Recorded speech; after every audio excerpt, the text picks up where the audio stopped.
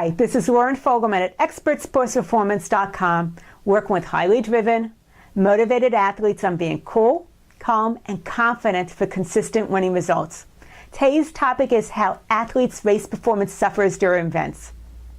Now, most racing events I've been to this year, the coordinators do a great job at covering the basics: first aid, drink stations, massage.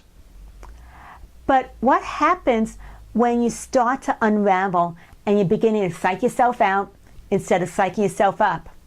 It would be great to have a mental game first aid station. And that's something that first came on board with the New York Marathon in the 1990s. And then Kate Hayes went ahead and took it and ran in 1999, bringing it to the Toronto Marathon. Now, there are teams of psyching teams that are sprouting up at different marathons.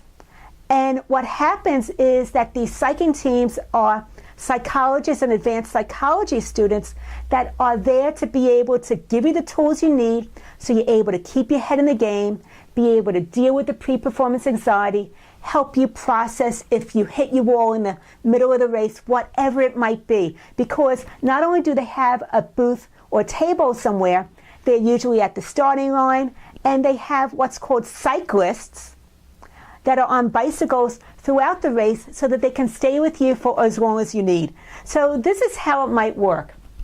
Pre-race.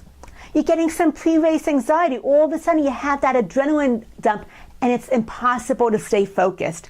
Your mind is just spinning. Or you have this really strong desire to set this new PR, and you're starting to really stress out on it. You're focusing too much on the number and not on what you have to do in order to hit your numbers. Possibly, you're returning, this is your first event post-injury, and you're hoping that your body holds up, but you're a little bit worried. You're a newbie and you're concerned about hitting the wall. All these things are some of the things that athletes struggle with before the event even gets off the ground. So, you can go talk with someone about this at a table, just chat, get some strategies, and help to really refocus so you have a really nice, strong start. And then what about during the race? Well, during the race, all of a sudden, you might start to feel the pain. And you just quickly need someone to help you sort out whether it's something that needs medical attention or it's that your body is just responding to what you're asking it to do, and you're hurting a little bit. But it's something that will work itself out, doesn't need any medical attention. Possible that you got distracted and you're having a tough time refocusing. You can't let go of that mistake that you made. Or there might be some equipment malfunction, and you just need some input on how to be able to refocus, work it through, change your strategy a little bit so you can stay in the race. So those are some of the things that happen during the race. And then there's post-race. You know that athlete that had that really important PR that they wanted to hit? Well, they didn't, and now they're beating themselves up for not hitting their numbers. So the psyching team can help them with just being able to sort it out so it's not just a downer experience. They're able to find some of the real gems that happen and some of the positives. Or there's this racer that didn't make it through the whole race. They ended up with an injury. So being able to sort things out so that it's not such a bad experience, they don't feel total disappointment. And then there was a newbie that talked to somebody before the race and got a little bit of a spin on things of what would happen if she hit her wall.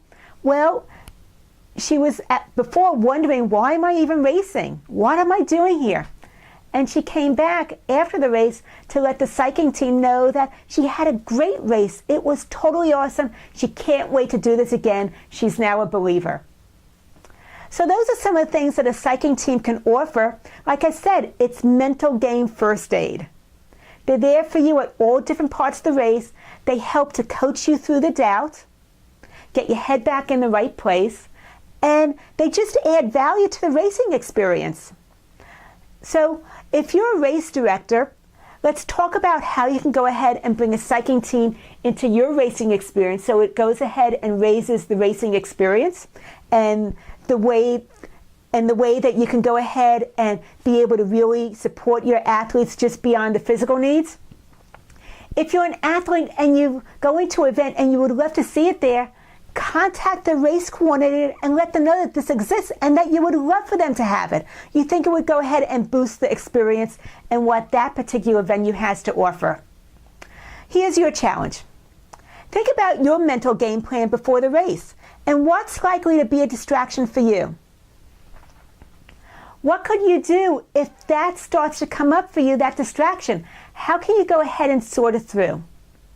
Were you ever in a similar situation where that came up and you were able to get your head back in the game? You were able to overcome the challenge. And if you did it once, can you do it again? That will help you to go ahead and solidify your race plan. And I'd love to hear a comment from you about what you think about a psyching team, that mental game first aid station at your events, because it's happening now at marathons and it's starting to spread. But my feeling is that it can cross the line into other sporting events also. So I'd like to hear your thoughts on that. If you're interested in additional mental game strategies, go to my website and put your name and email address in the upper right-hand corner. You'll get the first of a video training series.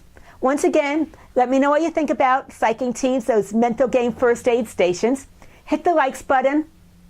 My name is Lauren Fogelman, expert sports performance, and my mission is to show you how to stay cool when the heat is on.